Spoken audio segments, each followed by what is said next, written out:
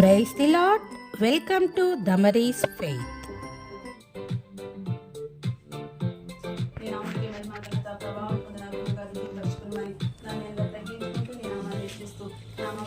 ఖాళీ చేసి మీ సన్నిధిని మీ కృపను అందరికీ దయచేసి పెట్టమని జీవితంలో నిల్చుండే పరిచర్యగా చేసిమని పొందుకున్నామని దేవా మరి నేను విసురుజాతి మరుగుపరిచి ఈ యొక్క దేవ అభిషేకం నాపయించి సహాయపడి నా నోట నీ మాటలు దయచేసి పెట్టమని జ్ఞానం చేకూరుకోమని విశ్వాసంతో వైపు చూస్తూ మా ప్రవైనటువంటి యేసుక్రీస్తు వారి నామం పేరిట స్తుతించి ప్రార్థించి రచనలు వేడుకుంటున్నాను తండ్రి.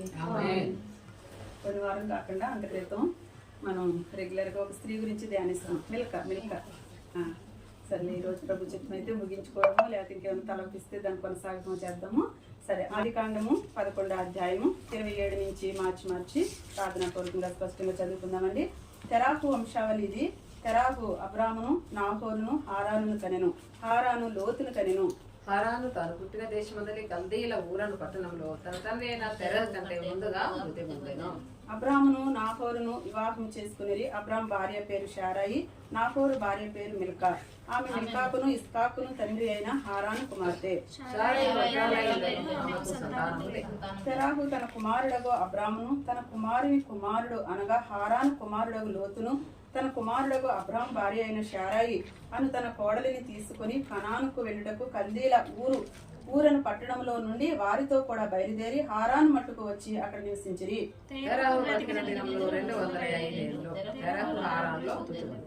ఈ భాగమంతా చదివితే కనుక గత వారంలో మనం ఏమైతే చూసుకున్నామో అవన్నీ కూడా దాదాపు మనకందరికి కూడా గుర్తుండొచ్చు. అయితే మొట్టమొదటిగా మిల్కా ఎవరని చెప్పుకున్నాం, ఎవరు కుమార్తె? మనం చదివిన భాగం అంతా ఉంది. నేను అడిగినాను టకటక చెప్తే కనుక ముందుకు వెళ్ళిపోదాం. హారాను కుమార్తె. ఈ యొక్క తెరాహుకి ఎంతమంది కుమారులు? అక్కడ మనం చదివినటువంటి మొట్టమొదటి భాగంలో ముగ్గురు. అబ్రహాము, నాహోరు, హారాను. హారాను యొక్క కుమార్తె ఎవరు ఇప్పుడు? మిల్కా. అయితే నాహోరు భార్య ఎవరు? మిల్కా. ఈ షారా యొక్క సహోదరు ఎవరు? మిల్కా. ఇవన్నీ కూడా మనం చూసుకుంటూ వచ్చేస్తాం గత వారంలో. అయితే ఈ యొక్క కల్దీల అయితే మిల్కా యొక్క తండ్రి ముందుగానే చనిపోతూ వచ్చాడు. తెరాహు కంటే ముందుగానే చనిపోతూ వచ్చాడు. కుమార్తె ముందే తను చనిపోతూ వచ్చాడు హారాన్. అయినప్పటికీ కూడా తను ఏం చేస్తూ వచ్చిందంటే మనం ధ్యానించినటువంటి విధానం ఏంటంటే కల్దీలు అనేటువంటి ఆ ఊరు అనేటువంటి పట్టణంలో అక్కడ ఉన్నటువంటి జనాంగం అంతా ఎవరని చెప్పుకున్నాం? భయంకరమైనటువంటి విగ్రహారాధికులు. అయినప్పటికీ కూడా మిల్కా ఏం చేస్తూ వచ్చిందంటే ఆ యొక్క జీవము కలిగినటువంటి దేవుని గురించి విని ఎన్ని అడ్లున్నా ఎన్ని ఆటంకాలు ఉన్నప్పటికీ కూడా ఆ జీవం కలిగినటువంటి దేవుని సేవించడానికి ధైర్యం చేస్తూ వచ్చింది. తన కంటి ముందు తండ్రి చనిపోయినా ఏమైనప్పటికీ కూడా ఆ జీవం కలిగినటువంటి దేవుని సేవించడానికి తను ఏం చేస్తూ వచ్చింది? ఇష్టపడుతూ వచ్చింది. ఇర్మియా 10:10 మనం చూస్తూ వచ్చాం. ఆయన జీవం కలిగినటువంటి దేవుడు, ఆయన నిజమైనటువంటి దేవుడు, ఆయనే రాజులకు రాజు, తండ్రి అయినటువంటి దేవుడు అని గుర్తెరుగుతూ వచ్చింది. ఇంకా అలా సేవిస్తున్న సమయాల్లో ఎన్నో ఆటంకాలు, ఎంతో ద్వేషము, దాన్ని ద్వేషించి అవమానపరచబడినటువంటి సందర్భాలు లేకపోలేదు, ఉంటూ వచ్చినాయి. అయినప్పటికీ కూడా దేవుని కొరకు, జీవం కలిగినటువంటి దేవుని కొరకు ఏం చేస్తూ వచ్చిందండి? ప్రత్యేకంగా జీవిస్తూ వచ్చింది. దేవుని చూపెడుతూ వచ్చింది తన క్రియల్లో. ఎందుకు తన అలసి జీవించవలసినటువంటి అవకాశం లేదు, తనకి అనుకూలత లేదు. ఎంతో భయంకరమైనటువంటి పరిస్థితుల్లో జీవం కలిగినటువంటి దేవుని సేవించి ద్వేషిస్తున్నటువంటి ప్రజల మధ్య ఏం చేస్తూ వచ్చింది? ప్రత్యేకంగా జీవిస్తూ వచ్చింది. అది మిల్కా గురించి మనం చూసుకుంటూ వచ్చాం. మిల్కా అంటే అర్థం ఏంటని చెప్తూ వచ్చానండి? రాణి. అంటే ఒక పెండ్లి కుమారుడు కొరకు, పెండ్లి కుమార్తెకు సిద్ధపడాలంటే రకరకాలైనటువంటి ఆభరణాలు కావాలి. అయితే మన పరమవరుడు రానయ్యున్నాడు. ఆయన కొరకు పరమ వధువుగా మనం సిద్ధపడాలంటే ఆత్మ సంబంధమైనటువంటి ఆభరణాలు మనకి అవసరమని మనం చెప్పుకుంటూ వచ్చాం. అవి దాదాపుగా ఆత్మ సంబంధమైనటువంటి 10 ఆభరణాలు మనం చూసుకుంటూ వచ్చాం. కరెక్ట్గా చెప్పగలరు అవి? మొట్టమొదటి ఆభరణం యెషయా 61:10 11వ వచనంలో 2 ఆభరణాలు ఉన్నాయి. ఏంటది? రక్షణ అనేటువంటి ఆభరణము. రెండవది నీతి అనేటువంటి ఆభరణం. మూడోది ఏంటంటే 1 పేతురు 5:5 వచనంలో దీన మనస్సు అనేటువంటి ఆభరణం. నాలుగోది ఏంటంటే 1 పేతురు 4:3 వచనంలో లోబడేటువంటి ఆభరణం. తర్వాత 5 సాధువైనటువంటి ఆభరణం అందులోనే ఉంది. 6 మృదువైనటువంటి ఆభరణం. తర్వాత 7వది ఏంటంటే పరిశుద్ధ అలంకరణ. ఏంటది? మత్తయి కీర్తన 96:11. తర్వాత సామెతలు 3వ అధ్యాయంలో ఏంటి చూసాము? దయ, సత్యమును, అయ్యా ఆభరణాలుగా మన కంఠపోషణకి ఏం చేయాలి, మనం అయ్యి ధరించుకోవాలి. తర్వాత మనం చూస్తూ వచ్చాం సత్క్రియలు 9వ 2 తిమోతి 10వ అధ్యాయం అనుకుంటా. సత్క్రియలతో మనం ఏం చేయాలి, అలంకరించుకోవాలి. 10వది చూస్తూ వచ్చాం ప్రకటన 29లో చూస్తూ వచ్చాం ఏంటంటే అది నీతి క్రియలు. ప్రార్థన కూడా ఒక అలంకరణే. దేవుని యందు మనం నమ్మికించడం అలంకరణ, విశ్వాసం ఉంచడం అలంకరణ. అయితే ఇటువంటి ఆత్మ సంబంధమైనటువంటి అలంకరణతో మిల్క ఏం చేస్తూ వచ్చింది, తనకు తను సిద్ధపరుచుకుంది. కనుకనే తన పేరుకి అర్థం ఏం చేయబడుతూ వచ్చిందంటే రాణిగా చెప్పబడుతూ వచ్చింది. మనం కూడా ఈ లోకంలో ఆత్మ సంబంధమైన ఆభరణములతో దేవుడు మనల్ని ఏం చేస్తూ వచ్చాడంటే ఆ శిలువ కార్యం ద్వారా మనకు అటువంటి ఆభరణాలన్నీ దేవుడు అనుగ్రహించి పెడుతూ వచ్చినాడు. దాన్ని మనం ఎంతవరకు కాపాడుకుంటూ వచ్చాం, ఎంతవరకు మనం భద్రపరుచుకుంటూ వచ్చాం, దాన్ని ఎంతవరకు మనం ఆ పరమవరుడు కొరకే మనం ఎంతగా మనం సిద్ధపరచుకుంటూ వస్తున్నాము అనేది దాని కొరకు మనము చాలా రకరకాలుగా మనం చూస్తూ వచ్చాం. ఇంకేం చూస్తూ వచ్చామంటే గనక దేవుడు రాణిగా మిల్కాని పెండ్లి కుమార్తెగా సిద్ధపరచబడటమే కాకుండా ఇంకా కొన్ని బాధ్యతలు కూడా దేవుడు మిల్కాకి అప్పగించినటువంటి సందర్భాలు మనం చూస్తూ వచ్చాం. ఆదికాండము 24వ అధ్యాయంలో రెబెకాను కూడా, తన మనవరాలైనటువంటి రెబెకాను కూడా ఏం చేస్తూ వచ్చింది, తను ఎటువంటి ఆభరణాలతో ప్రభు కొరకు సిద్ధపడిందో తనకి బాధ్యతగా అనుగ్రహించబడినటువంటి మనవరాలను కూడా అదే విధంగా తయారు చేస్తూ వచ్చింది. మొట్టమొదటి మనం చూస్తూ వచ్చాము కడవ భుజం మీద పెట్టుకుంది రెబెకా. అంటే మన ప్రభువారు యావత్ ప్రపంచ మానవాళి కొరకే రాజ్యభారాన్ని ఎలాగైతే మోయటానికి వస్తూ వచ్చినాడో ఆ యొక్క రెబెకా కూడా వాళ్ళ నాయనమ్మ దగ్గర నేర్చుకున్నటువంటి విధానాన్ని బట్టి తను ఎంతైనా కష్టపడటానికి ఇష్టపడుతూ వచ్చింది, తను ఎంతైనా భారం భరించడానికి ఇష్టపడుతూ వచ్చింది. తర్వాత మనం ఇంకా చూస్తూ వచ్చాము తన విశాలమైనటువంటి హృదయంతో మేత గడ్డి ఆ యొక్క ఒంటెలు ఉండడానికి స్థలము అన్ని కూడా ఏర్పాటు చేస్తూ వచ్చింది. అంటే దేవుడు ఎంతగా ప్రేమిస్తాడో తనకు గుర్తెరిగి తను కూడా అదే ప్రేమతో ఎదుటి వ్యక్తులను కూడా చూడటానికి విశాలమైనటువంటి హృదయంతో తను ప్రేమిస్తూ వచ్చింది. ఇంకేం చేస్తూ వచ్చింది, వాక్యంతో నింపబడుతూ వచ్చింది. ఆ వాక్యాన్ని నీళ్లు పోయి వారికి నీళ్లు పోయబడను అంటే వాక్యమును చేది ఏం చేస్తూ వచ్చిందంటే ధారాళంగా వాక్యాన్ని అందరికీ కూడా పనిచేస్తూ వచ్చింది. ఇదంతా ఎక్కడ నేర్చుకుందంటే వాళ్ళ నాయనమ్మ అయినటువంటి మిల్కా ద్వారా నేర్చుకుందని చూస్తూ వచ్చాం. ఇంకా మిల్కాకి ఎంతమంది కుమారులని చెప్పుకున్నాం చెప్పాలి, ఇప్పుడు కూర్చున్నాం 8 మంది. ఎక్కడ రిఫరెన్స్ చెప్తారు, నేను చెప్పాను.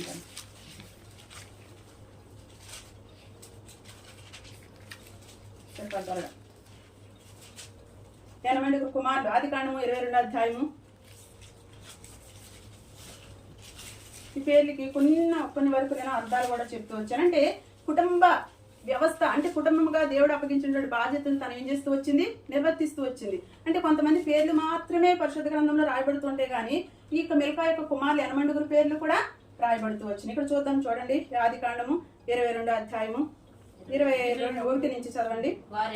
ఎవరెవరనగా అతని జ్యేష్ఠ కుమారుడైన ఊజు, ఇతని తమ్ముడైన బూజు, ఆరాము తండ్రి అయిన కెమూయేలు, కెసేదు, హజో, పిల్లాషు, ఇద్లాపు, బెతూయేలు రిబ్కాను కనెను. చాలండి. ఇక్కడ మొట్టమొదటిగా మనం చూస్తూ వచ్చాం ఊజు అంటే కొంతమంది ప్రముఖుల పేర్లు, మంచి వాళ్ళ పేర్లు మనం పెట్టుకుంటాం. ఎవరైనా భక్తుల పేర్లు ఉన్నాయనుకోండి, అబ్బాయి చాలా మంచిగా జీవించారు, ఆ జీవిత యొక్క విధానం బాగుందని మనం ఏం చేస్తాం, ఆ పేర్లు పెట్టుకోవడానికి ఇష్టపడతాం. ఈ ఊజు అనే పేరు ఎక్కడ కనిపిస్తుంది మనకి, ఎవరున్నారు ఊజు దేశంలో? యోబు 1వ అధ్యాయం 1వ వచనంలో ఊజు అనేటువంటి దేశములలో ఎవరనంటే యథార్థవంతుడైనటువంటి యోబు తన గురించి రాయబడినటువంటి వివరణ. అంటే నా తలంపు ఏంటంటే కనుక ఈ యొక్క ఊజు కూడా అలాగే జీవించుంటుంటాడు, అందుకు నా పేరు ఇక్కడ ప్రస్తావించబడుతూ వచ్చింది. 2వ పేరు ఏంటండి, బూజు పేరు నిష్ప్రయోజకుడు. అంటే ఒనేసిం విషయంలో రాయబడింది ఏంటంటే కనుక నిష్ప్రయోజకుడైనటువంటి ఒనేసిముని ఏం చేస్తూ వచ్చినాడు, ప్రయోజకుడుగా మార్చబడుతూ వచ్చాడు. అలాగా ఒకవేళ తిన కూడా మార్చబడి ఉండొచ్చేమో. ఏదేమైనప్పటికీ తన పేరు కూడా 2వ పేరు కూడా రాయబడుతూ వచ్చింది. 3వ పేరు ఏంటండి, కెమూయేలు అనగా ఏంటంటే గనక దేవుని యొక్క సభ. అంటే తన కుమారుడు ఎక్కడ ఎటువంటి సభలో ఉండాలి, నీతిమంతుల యొక్క సభలో, యథార్థవంతుల యొక్క సభలో, దేవుని యొక్క సభలో, పరిశుద్ధుల యొక్క సభలో తను ఉండడానికి ఇష్టపడుతూ వచ్చింది. రకరకాల నేను రిఫరెన్స్ కూడా చెప్తూ వచ్చాను. తర్వాత హజో అంటే దర్శనం. హజో అంటే దర్శనం. అంటే దేవుని యొక్క దర్శనం ద్వారా ఎంతమంది దేవుని యొక్క దర్శనాన్ని పొందుకున్నారు. అబ్రహాంకి దేవుడు దర్శనం ద్వారా అబ్రహాం ఏం చేసి ధైర్యం పొందుకుంటూ వచ్చాడు. అలాగే యాకోబు అరణ్యంలో, చీకటిలో, ఒంటరి పరిస్థితుల్లో, అలాగే నేటి దినాన్ని కూడా ఆయన యొక్క వాక్యం ద్వారా మనం కూడా ఏం చేయబడుతూ వస్తున్నాం, దర్శించబడుతూ వస్తున్నాం, వెలిగింపబడుతూ వస్తున్నాం, ఆదరించబడుతూ వస్తున్నాము. అలాగా హజ్జో కూడా దేవుని యొక్క వాక్కు చేత తను కూడా దర్శింపబడిన వాడే ఏం చేయబడుతూ వచ్చినాడు, ఆ యొక్క శ్రేష్టకరమైనటువంటి పేర్లలో లెక్కింపబడుతూ వచ్చినాడు. తర్వాత పిల్దాషు అనగా రక్షణ సంబంధి. పిల్దాషు అనగా రక్షణ అంటే దేవుడు ఇచ్చినటువంటి రక్షణను తను ఏం చేస్తూ వచ్చినాడు, కాపాడుకున్నాడు, భద్రపరుచుకుంటూ వచ్చినాడు. మనం కూడా రక్షింపబడ్డామంటే దాదాపు మనం చెప్పేస్తాం ఇన్ని సంవత్సరాలు అయింది, లేకపోతే ఇన్ని ఏండ్లు అయింది, ఇన్ని వారాలు అయింది, ఇన్ని నెలలు అయింది అనేసి అంటాం. కానీ దేవుడు ఇచ్చినటువంటి రక్షణ, దేవుడు ఇచ్చినటువంటి ఆభరణాలు మాత్రం కాపాడుకునేది, భద్రపరుచుకునేది మాత్రం మనకి చేత కాదు. మన భౌతిక సంబంధమైనటువంటి వస్తువులు, ఆభరణాలు ఏమైనా పోయినాయి అంటే కనుక మనకు నిద్ర పడుతుందా అండి? నిద్ర పట్టదు. దాన్ని ఎంతగానో వెతుకుతాము, కనిపెడతాము, ఎంతగానో కష్టపడుతూ వస్తాము. కానీ ఆత్మ సంబంధమైనటువంటి విధానంలో ఈ ఇచ్చినటువంటి ఈ రక్షణ కూడా మనం ఏం చేయాలి, దాన్ని మనము భద్రపరచుకోవాలి. తర్వాత బెతుయేలు అంటే దేవుని యొక్క నివాస స్థలము. దేవుని యొక్క నివాస స్థలం అంటే దేవునికి నివాస స్థలం అంటే దేవునితో మనతో దేవుడు ఉన్నట్లు. మనం ఎక్కడుంటే అక్కడ దేవుని యొక్క స్థలము, మనం వ్యక్తిగతంగా గడుపుతున్నా దేవుడు మనతో ఉన్నట్లు. అట్లాగా దేవుని యొక్క బెతుయేలు అనగా దేవుని యొక్క నివాస స్థలముగా, దేవునితో దగ్గరగా సమీపముగా అయినటువంటి కుమారుడుగా ఈ యొక్క మిల్కా 80 కుమారులను పెంచుతూ వచ్చింది. దేవుడు ఇంకా బాధ్యత అప్పగిచ్చాడు. ఏంటంటే మనవరాలైనటువంటి రెబకా కూడా అర్థం ఏంటి, సంఘం అంటే పెండ్లి కుమార్తెగా ఆభరణములతో రెబకాని ఏం చేస్తూ వచ్చింది అని మిల్కా సిద్ధపరుస్తూ వచ్చింది. అయితే ఇంతగా మనం చూసినటువంటి విధానంలో చూస్తే కనుక అసలు మిల్కా ఏ వంశానికి చెందింది, మన షేము వంశావళికి చెందింది. ఇదే 11వ అధ్యాయంలో 10 నుంచి మళ్ళీ చివరి వరకు నిదానంగా స్పష్టంగా మనం చదివితే కనుక అక్కడ రాయబడినటువంటి విధానంలో ఎవరంటే కనుక షేము వంశానికి చెందినటువంటి మిల్కా మనవడు ఎవరు, ఈ యొక్క షేము. ఈ షేము ఎవరు కుమారుడు, నోవాహు కుమారుడు.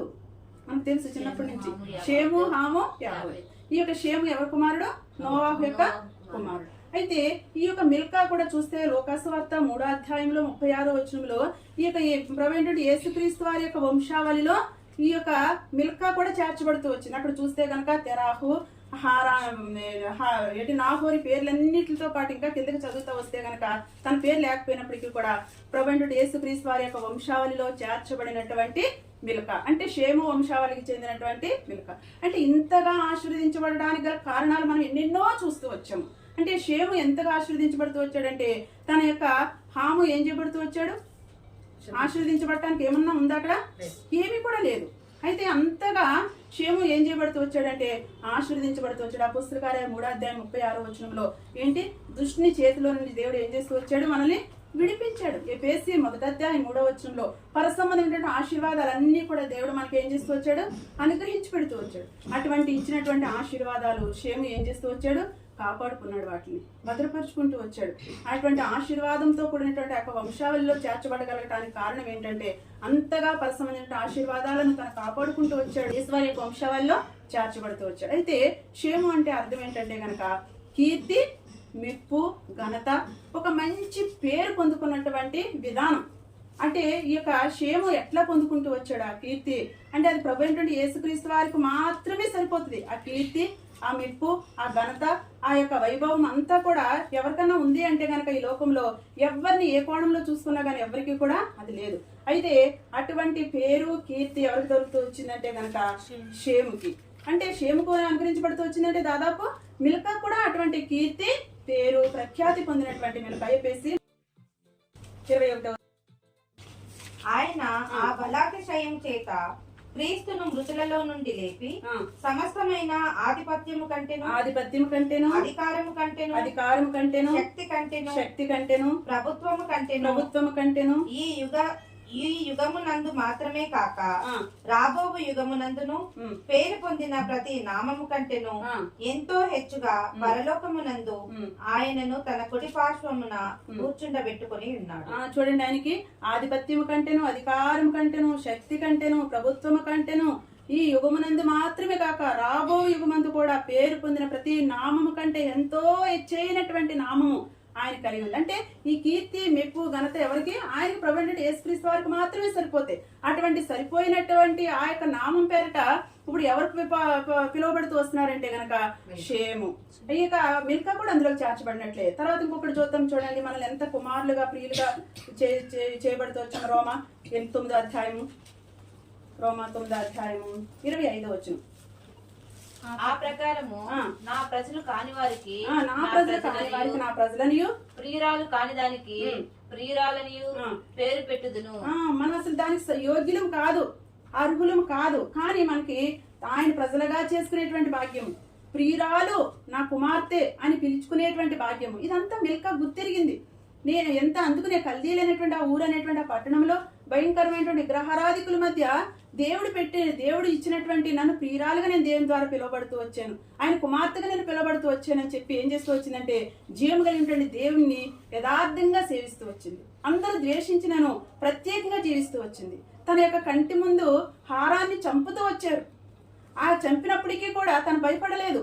నాకు పరలోకపు తండ్రి అయినటువంటి రాజులకు రాజు అయినటువంటి జీవము కలిగినటువంటి నిజమైనటువంటి దేవుడు నాకున్నాడని గుర్తెరిగి ఏం చేస్తూ వచ్చిందంటే నన్ను ప్రియురాలుగా చేసుకున్నాడు, ఆయన నన్ను కుమార్తెగా చేసుకుంటూ వచ్చాడు. ఇంకా ఎవరు ఇటువంటి పేర్లు పొందుతారంటే గనక 1 తిమోతి 5:10 అనుకుంటా ఏముంది, సత్క్రియలు అంటే మంచి క్రియలు చేసేవారు అటువంటి పేరు పొందుతారు. కీర్తి మెప్పు ఘనత ఎవరికి వస్తుంది అంటే కనుక ఎవరైతే మంచి కార్యాలు చేస్తారో దేవుని కొరకు, ఎవరైతే మంచి పనులు చేస్తారో, ఎవరైతే సత్క్రియలు చేస్తారో, దేవునికి ఇష్టకరమైన పనులు చేస్తారో వారు ఏమని పిలువబడుతూ వస్తారంటే అటువంటి కీర్తి మెప్పు ఘనత ఎవరికి సరిపోతాయి, వాళ్ళకు మాత్రమే సరిపోతూ వస్తాయి. వాళ్ళు మాత్రమే దానికి సరిపోతారు, వారికి మాత్రమే కుమారులుగా పిలువబడతారు, వారు మాత్రమే ప్రియులుగా పిలువబడుతూ వస్తారు, వారికి మాత్రమే ఆ యొక్క యుగములు కూడా అటువంటి కీర్తి మెప్పు ఘనత ఆయన ద్వారా మనకి అనుగ్రహించబడేటువంటి భాగ్యంలో ఇక షేము వంశావళిలో ఈ మిల్కా సంపాదించుకుంటూ వచ్చింది. ఇంకా షేముకి ఇంకా సంగతి శోధించుట రాజులకు ఘనత. చాలండి, సంగతిని మరుగుపరచుట దేవునికి ఏంటండి ఘనత. ఏదైనా మనకు తెలిసిందంటే కనుక మనం ఏం చేస్తామండి, దాన్ని అందరికి చెప్పకుండా ఆగలేము. ఏదైనా జరగకూడనిది జరగచ్చు మన కంటి ముందు, లేకపోతే అది ఒకవేళ రక్షింపబడినటువంటి వ్యక్తులే చేయకూడనిది చేయొచ్చు.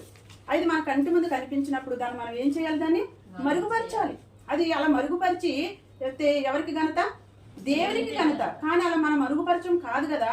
మనం ఏ తప్పు చేయలేని వాళ్ళకి మళ్ళీ తప్పు చేసిన వాళ్ళని ఏం చేస్తామండి, మనం తప్పకుండా వాళ్ళని అవమానపరచడానికి, లేకపోతే వాళ్ళు చేసినటువంటి తప్పును అందరికీ తిరిగి చెప్పి దేవుని నామాన్ని అవమానపరుస్తాం. ఇక్కడ ఒకవేళ మనము ఈ యొక్క హాము వలె మనం చేయకపోయే, అది అంత తప్పు మనం చేయలేదు కదా అనుకోవచ్చేమో, కానీ మన ఎదుట ఏదైనా జరగకూడనిది, చేయకూడనటువంటి పాపము, అబద్ధం లాంటిది ఏదైనా మనకు కంటపడితే కనుక వాళ్ళు ఇలాగన్నారు, వాళ్ళు ఇలా చేశారు, అలా చేశారని దాన్ని ఊరేగించడం కాదు, కానీ వాళ్ళ కొరకు మనం చేతనైన వరకు ఏం చేయగలము, కనీసం ప్రార్థన చేయగలము. ఏదైనా నువ్వు చూడలేనిది, నువ్వు సహించలేనిది, నీ కంటి ముందు, నీ సహవాసంలో, నీ ఇరుగు పొరుగు వాళ్ళు, నీ ఇంట్లో ఏదైనా చేస్తే కనుక వాళ్ళది ఎత్తి చూపించి అవమానపరిచేది కాదు, కానీ వాళ్ళ కొరకు ఏం చేయాలి, మనము భారంగా ప్రార్థన చేయాలి. వారి యొక్క పాపాన్ని ఎక్కడ కూడా మనము బయట పెట్టనేయకూడదు. అందుకని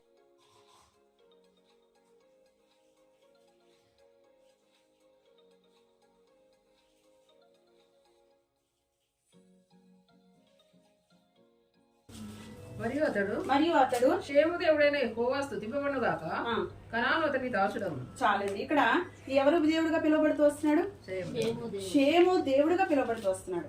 షేము దేవుడు. అయితే కొన్ని సమయాల్లో మనం ఏం చేస్తాము, మనం దేవుడు నిజంగా మనం హృదయపూర్వకంగా మనం అనుభవించేటట్లుగా మనం ఒక శ్రమ నుంచి బయటపడ్డామంటే కనుక ఆ శ్రమలో నుంచి బయటకు వెళ్ళక ఏమంటామంటే మన దేవుడు అని మన నోట రాదు. అసలు ఒక శ్రమ నుంచి మనం బయటకు పడ్డామంటే అబ్బా నా దేవుడు ఎంత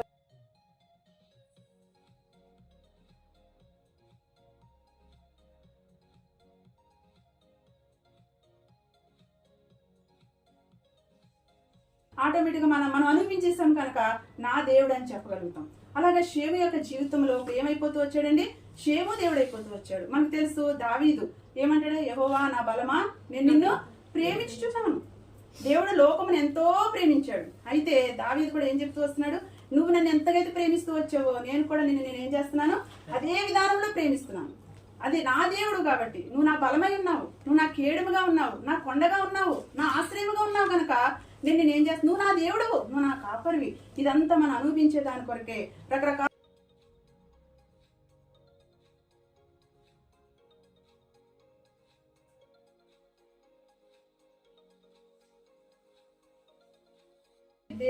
మన దేవుడుగా చేయబడుతూ వచ్చాడు కనుక మనకి ఎంతో ధన్యులం. అది ఎంతో గొప్ప భాగ్యము దేవుడు మనకు అనుగ్రహించి పెడుతూ వచ్చాడు. అది షేము గుర్తెరుగుతూ వచ్చాడు. హాము చదవండి అదే భాగంలో షేము దేవుడైనటువంటి యెహోవా స్తుతింపబడును కాక. అతని దాసుడు. స్తుతింపబడును కాక అంటే నీ ద్వారా నా ద్వారా ప్రభుకి ఏం కావాలండి? స్తుతి కావాలి. తర్వాత మహిమ రావాలి మన ద్వారా, మన యొక్క క్రియల ద్వారా, మన యొక్క మాటల ద్వారా, మన యొక్క నడక ద్వారా, మన యొక్క ప్రవక్తల ద్వారా ఏం కావాలి? మహిమ కావాలి. ఎందుకు? దేవుడు అందుకే నిన్ను నన్ను సృష్టించి రక్షించుకున్నది. ఇంపబడును కాక. షేము దేవుడైనటువంటి యెహోవా ఏం చేయబడుతూ వస్తున్నాడండి అక్కడ? ఎంతో సంతోషము షేము ద్వారా, ఎంతో ఆనందము. ఆయనకు ఉన్నటువంటి మెప్పు, ఘనత, ఆధిక్యత, ప్రభావము అంతా కూడా షేముకి పొందుకోవడానికి దేవుడు ఇవ్వటానికి ఎంతగానో ఇష్టపడుతూ వస్తున్నాడు. నా ప్రియుడని పిలవడానికి ఇష్టపడుతూ వస్తున్నాడు. మిల్కాని కూడా నా ప్రియురాలని పిలవడానికి ఇష్టపడుతూ వస్తున్నాడు. దేవునికి ఇచ్చినటువంటి ఆధిక్యతలన్నీ మిల్కాకి ఇవ్వటానికి దేవుడు ఇష్టపడుతూ, నేను సృష్టింపబడినటువంటి వారిలో దేవ మిల్కాని నా మహిమ కొరకే నేను ఏం చేశాను? నేను ఏర్పరచుకుంటూ వచ్చాను. అలాగే జీవిస్తూ వచ్చింది, అలాగే ప్రత్యేకంగా నడుచుకుంటూ వచ్చింది, అలాగే నాకు కావలసినటువంటి నా ప్రక్కన కూర్చోవడానికి ఒక పరిపూర్ణరాలైనటువంటి వధువుగా సిద్ధపడుతూ వచ్చింది. దేవుడే సాక్ష్యం ఇస్తున్నటువంటి సందర్భాలేమో. అందుకని ఇక్కడ షేము దేవుడైనటువంటి యెహోవా ఏం చేయబడుతూ వస్తున్నాడండి? స్తుతింపబడుతూ వస్తున్నాడు. గత ఈ 2024 సంవత్సరం మొదలుకోండి, జనవరి మాసం నుంచి మన ద్వారా ప్రభుకి ఏమైనా మహిమ వచ్చిందండి? లేకపోతే దేవునికి మరుగుపరచవలసిన సంగతులను మరుగుపరచకుండా మనం ఒక వ్యక్తిని, దేవుని బిడ్డను మనం అవమానపరిచామంటే ఇంకా దేవుణ్ణే మనం అవమానపరిచినట్లు, దేవుని దుఃఖపరిచినట్లు. ఎందుకు? మన బాధలు మనం దేవుని నొప్పించలేదా? మనం బాధ పెట్టినటువంటి సందర్భాలు లేవా? దేవుని యొక్క గాయాలను రేపినటువంటి సందర్భాలు లేవా? అయితే దేవుడు మనల్ని అన్ని ఏం చేస్తూ వచ్చినాడండి? కప్పివేసాడు. ఆయనకు ఎప్పటికప్పుడు కడిగేస్తూ వస్తున్నాడు. ఎప్పటికప్పుడు నా కీర్తి, నా మెప్పు, నా ఘనత నా బిడ్డకు ఇవ్వాలి. సృష్టింపబడినటువంటి వారిలో నా బిడ్డని నేను ఏం చేస్తూ వచ్చాను? సృష్టించి విడిచిపెట్టలేదు. నా బిడ్డ కొరకు నేను ప్రాణం పెట్టి రక్తం కార్చాను. నా బిడ్డ గుర్తెరిగి నా మహిమ కొరకు ఈ సంవత్సరం అంతా అట్లా జీవిస్తూ వచ్చింది. అలా నీ మనసాక్షికి నా మనసాక్షికి తెలిసి ఉండాలి. మన దేవుడు మన ద్వారా స్తుతింపబడుతూ వచ్చాడా? నీ ద్వారా నా ద్వారా ప్రభుకి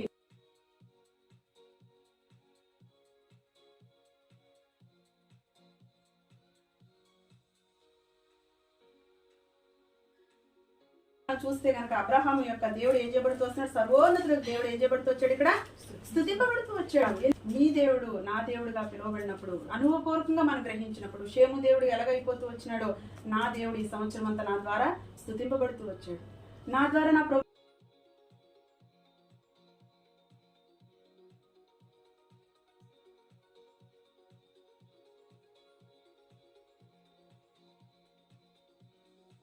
అయితే చివరి వరకు షేము యొక్క వంశావల్లో మిల్కా వీళ్ళందరూ కూడా చేర్చబడుతూ వచ్చారంటే కనుక దేవుడు ఏ విధానంలో ఆశీర్వదించాడో ఆ యొక్క ఆశీర్వాదాన్ని వాళ్ళు జ్ఞాపకం చేసుకుంటూ వచ్చారు. దేవునికి అవమానం వచ్చేటువంటి సంగతులన్నీ మరుగుపరిచి దేవునికి ఘనత తెచ్చే విధానంలో వాళ్ళు జీవిస్తూ వచ్చారు. దేవుడు నా దేవుడని వాళ్ళు అనుభవపూర్వకంగా అనుభవించి చెప్పగలుగుతూ వచ్చారు. వాళ్ళ ద్వారా దేవునికి ఏం కలుగుతూ వచ్చిందంటే మహిమ కలుగుతూ వచ్చింది. వాళ్ళ ద్వారా నన్ను కూడా ఎక్కడో మనల్ని చేర్చలేదు దేవుడు. తన నీ కొరకే నా కొరకే పరమను సింహాసనాన్ని, అధికారాన్ని, సమస్త వైభవాన్ని విడిచిపెట్టి రిక్తునిగా చేయబడి నీ వలే నా వలే ప్రభా ఆయన లోకంలో జీవించడానికి ఇష్టపడి ఏం చేస్తూ వచ్చాడంటే ఆయన ఆ శిలువ బలియాగం ద్వారా, శిలువలో బలియార్పణ ద్వారా ఆయన ప్రతి నింద, హేళన, అవమానములు నీ కొరకే నా కొరకే సమస్తాన్ని భరించి రక్తము కార్చి అమూల్యమైన నిష్కలంకమైన నిర్దోషమైనటువంటి రక్తాన్ని చెందించి ఆ రక్తంలో నీ నా పాపములు కడిగి మనం ఆయన బిడ్డలు పిలువబడేటువంటి అర్హత లేనప్పటికీ కూడా ఆయన మనల్ని ఆయన కుమార్తెలుగా, ఆయనకు ప్రియురాలుగా ఉండే నిమిత్తమే మనల్ని ఏం చేస్తూ వచ్చాడని ఆయన ఏర్పరచుకుంటూ వచ్చాడు. అది గుర్తింపు కలిగిన వారమే శ్రేష్టకరమైనటువంటి ఇంత వంశావల్లో నన్ను చేర్చావా ప్రభా, నాకు ఇంత గొప్ప ఆశీర్వదించబడినటువంటి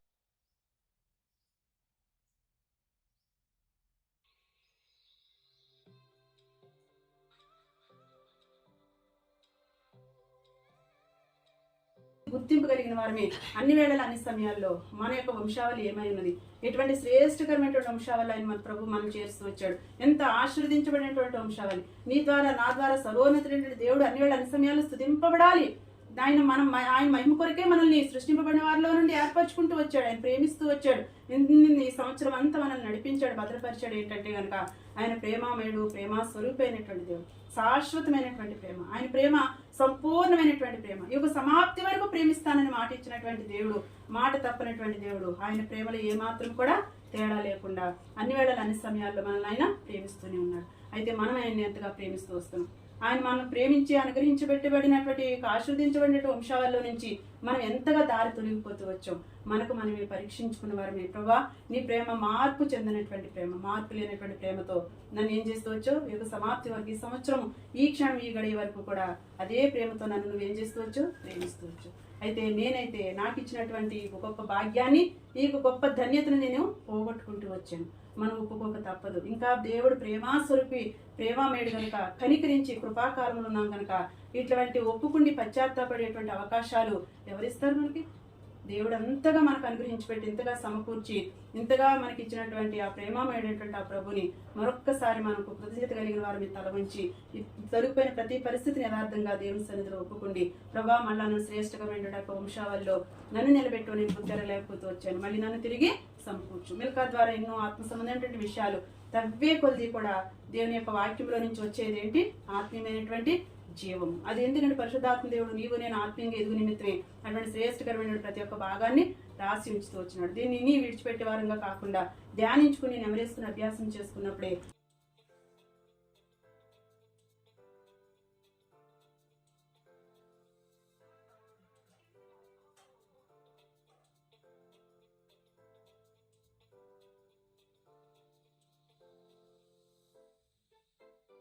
చేస్తూ పూజిస్తున్నాం నాయన. ఉన్నవాడు అనువాడు జీవించగా ఉన్న దేవుడిగా ఉన్నది కైమలు స్తుతిస్తూ ఆరాధిస్తున్నాం నాయన. ఈ యొక్క మధ్యాహ్న కాల సమయంలో తండ్రి గాంధీనగర్లో ప్రభావ ఈ సైనిక గృహంలో మేము కూడుకోవడానికి ఇచ్చిన ఆర్థిక ఎదురు పెట్టి వందనాలు దేవా. మరి గత సంవత్సరం అంతా కాచి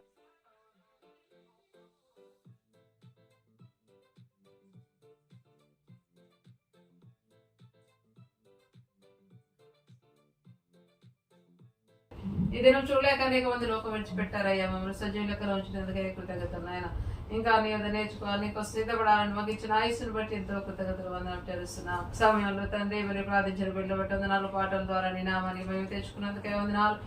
రాష్ట్రాల దేశాన్ని అభిషేకించుకొని మీ మధ్య తీసుకొచ్చిన లేఖన భాగాన్ని బట్టి వందనాలు. కొన్ని వారాల నుంచి తీసుకొని వస్తున్నా ఆ యొక్క మిల్కా జీవితాన్ని బట్టి నీకు వందనాలు తెలుస్తున్నాను దేవా. తెర కుమారులు మరి తండ్రి ఆ విధంగా తండ్రి ఈ మిల్కాను తండ్రి మా మధ్య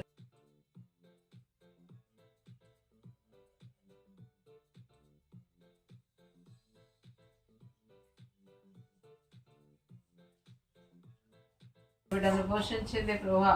మనవరాలు తండ్రి మరి రేపు కూడా తండ్రి ఎంతో మరి చక్కగా తండ్రి మరి దేవుని భయభక్తుల్లో బిడ్డ పెంచినందుకే వందనాలు. అంతేకాదు యేసుక్రీస్తు వారి యొక్క వంశావళిలో తండ్రి ఆమె కూడా ఒకటిగా క్షేమ వంశంలో ఆశీర్వదింపబడిన వంశంలో ఆ బిడ్డను ఉంచినందుకే దేవ ఎంతో కృతజ్ఞతలు వందనం చేస్తున్నాం. ఎన్ని శ్రమలో వచ్చింది కనుక ప్రభా ఆ బిడ్డను మీరు కాచి కాపాడినందుకే వందనాలు దేవా. కనికరించినందుకే స్తోత్రాలు.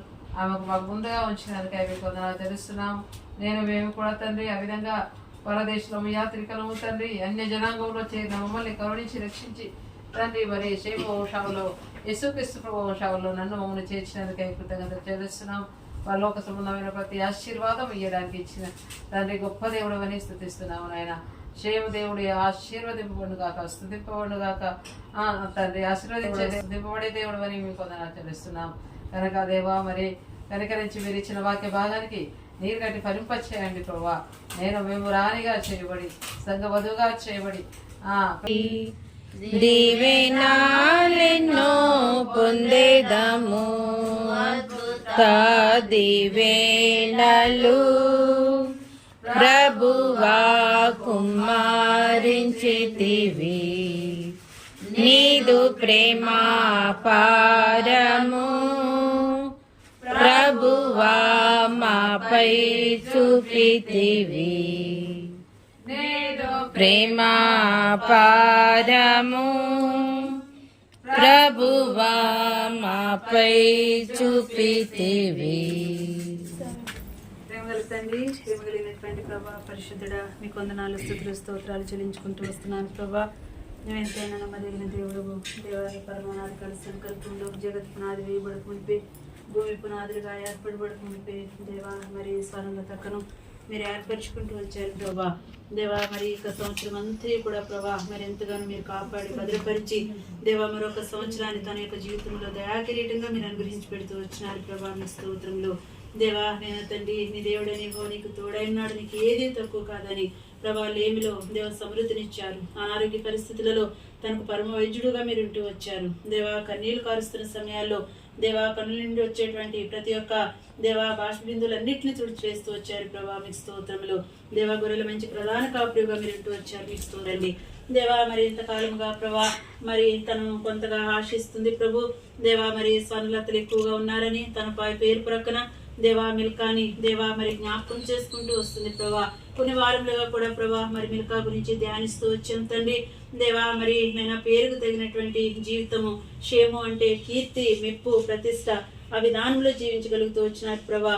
అలాగే తండ్రి మిల్కా కూడా ప్రభా కుటుంబాన్ని ఎలాగైతే సిద్ధపరుచుకుందో దేవా, ఎటువంటి రాణిగా మరి సిద్ధపడుతూ వచ్చిందో, వధువుగా చేయబడుతూ వచ్చిందో ప్రభా, అటువంటి శ్రేష్టకరమైన వాగ్దానాలన్నీ కూడా ప్రభా స్వర్ణలతకు దయచేసి మీరే మహిమ పొందుకొనమని గుర్తింపు కొరకే ప్రభా మరి స్వర్ణలత మిల్కాని పిలువబడుతూ వస్తున్న సమయాల్లో దేవాని నామం పేరిట తను దీవించి బహుగా ఆశీర్వదించి తన ద్వారా తన బిడ్డల ద్వారా కుటుంబం ద్వారా ప్రభా నీ నామానికి మహిమ తెచ్చుకోనండి. ఏనమండుగురు కుమారులను దేవా మనవరాలను ప్రభా ఏ రీతిగా దేవాని మహిమ కొరకే పెంచుతూ వచ్చిందో రాబోయే దినాల్లో ప్రభా ఈ యొక్క కుటుంబం కూడా ప్రభా మీ మహిమ కొరకే దేవా మరి పెంచుటకు తనకు కావాల్సిన పరిపూర్ణమైనటువంటి మీ జ్ఞానాన్ని దేవా మరి స్వర్ణలతకు దయచేసి మహిమ పొందుకొనమని ఇచ్చిన సమయానికి వందనాలు దేవా. మరి కేక్ కూడా కట్ చేస్తుంటుండగా ప్రభా ఇటువంటి కేకులు అనేక సంవత్సరాలు తన యొక్క జీవితంలో దేవా ఇటువంటి స్వీట్ అనుభవాలతో ఎలగలిగినట్లుగా అనుమతించి దీవించి ఆశీర్వదించి మహిమ పొందుకొనమని ప్రార్థన ఆలకించినందుకే స్తుతిస్తూ మా ప్రభువైనటువంటి యేసుక్రీస్తు వారి నామం పేరిట అతి వినయముగా స్తుతించి ప్రార్థించి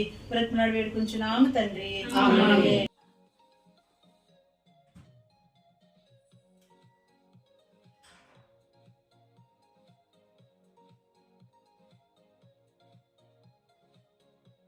Happy birthday to you. Happy birthday, dear sister. Happy birthday to you.